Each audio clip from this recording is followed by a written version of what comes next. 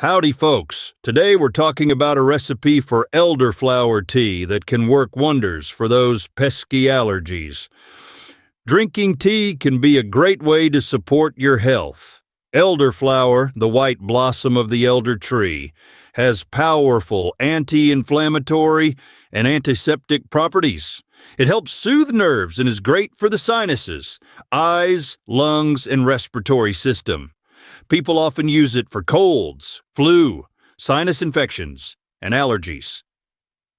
Elderflower can also boost your immune system and has a light, pleasant taste that pairs well with other herbs. What you'll need for this recipe is 2 cups of water and 2 teaspoons of dried elderflower. All right, let's get started. Step 1. Boil the water. Heat 2 cups of water in a small pot until it boils. Step 2. Add the elderflower. Take the pot off the heat and stir in the dried elderflower. Step 3. Let it steep.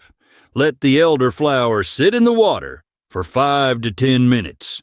The longer it steeps, the stronger the tea will be. Step 4. Strain and serve. Pour the tea through a strainer to remove the flowers. Drink it warm or let it cool, and add ice for iced tea.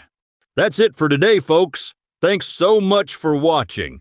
If you enjoyed this video, don't forget to give it a thumbs up and subscribe to the channel for more amazing natural remedies.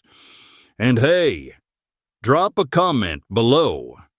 We'd love to hear your thoughts or your own tips.